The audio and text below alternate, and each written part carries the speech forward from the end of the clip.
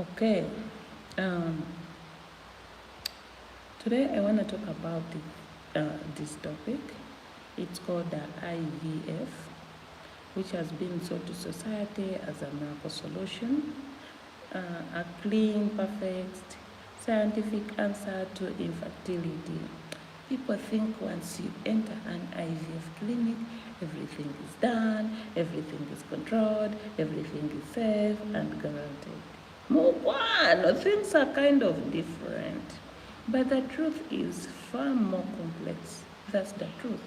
Most of the time, the truth is far more complex. Reason being, IVF is not just science. That is, uh, that is the truth. It is human systems, and where humans exist, errors, negligence, greed, and ethical failures can exist too.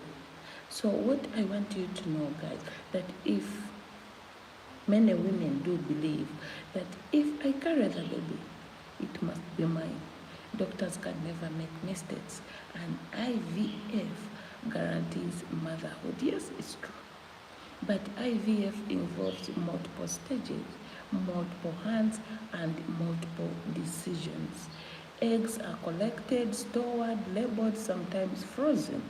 Sometimes shared environments are used too.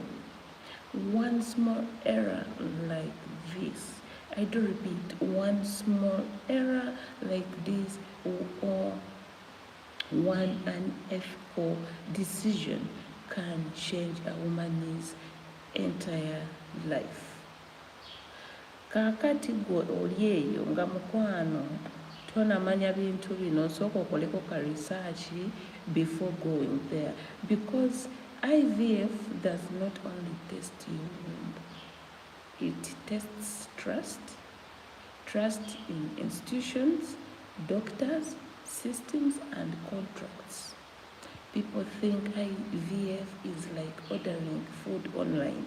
Sibyangu, it's not ordering food online, because you pay, you wait, and delivery.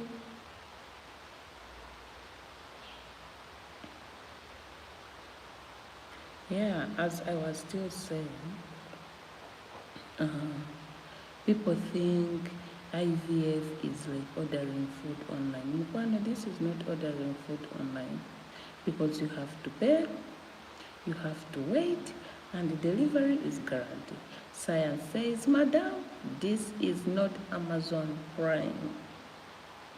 That's the truth. So why am I talking about all this? Because, it's because of Shamimi's case. This is a one lady that went for this system, for this process to get kids, and guess what?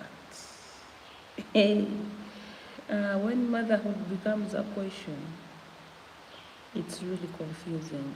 Shamim went into IVF with one intention, to become a mother, and indeed she became a mother of twins. But Mukwano, if you are there and you consider yourself a single mother, you go and listen to this lady's story.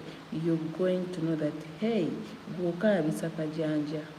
But for Shamim's case, it's 360% single motherhood.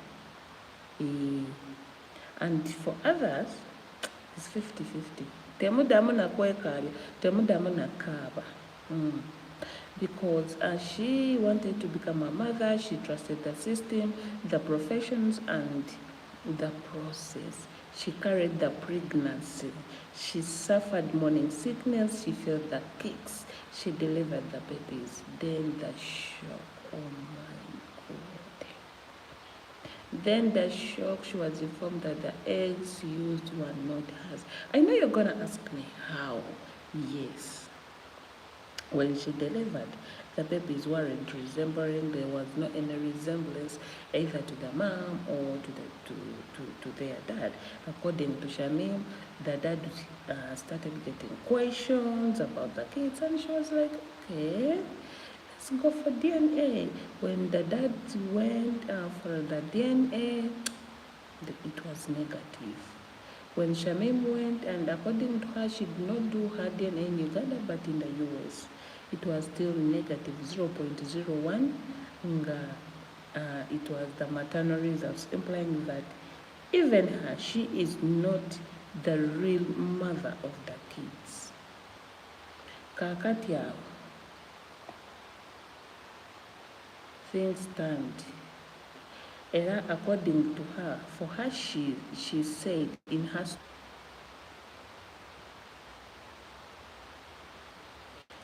story, ayagamba abaana tebafaanagana, kids do not resemble each other. So, but guys, just imagine you carried life for 9 months, but science tells you genetically you are not the biological mother. This is not just a medical issue, this is a psychological trauma. But again, here this is the deeper truth society avoids. She is the gestation mother. She is the emotional mother. She is the social mother. And in many societies, including here in our society, she is still the real mother of these kids, because indeed she carried these kids in her own womb. Then, even if the DNA explains biology, even if it comes out and explains biology, but it cannot explain the love, the sacrifice, and the bonding. So, science said congratulations, and we all said congratulations. We are still saying congratulations, but the DNA said later, "Hi, madam, we need to sit down and discuss what happened, why it happened, where it happened, and how it happened." So this is how Shamim's case, and that's how it is. But again, ladies, especially you people, especially ladies that want to go for this IVF, let me tell you one thing. Always demand written consent, which Shamim have according to her story and according to what she showed the public. Then understand the egg ownership. This was not Shamim's case. This was the unethical of the medics. And then ask who is legally responsible if errors happens. This error was for the medics, but I don't know whether Shamim asked. Then if the IVF is, and what I want to tell you is that IVF is not shameful, but ignorance is so dangerous. So ladies, before doing anything, especially those that you want to go for IVF, always consider these things. Always demand written consent, understand egg ownership, ask who is legally responsible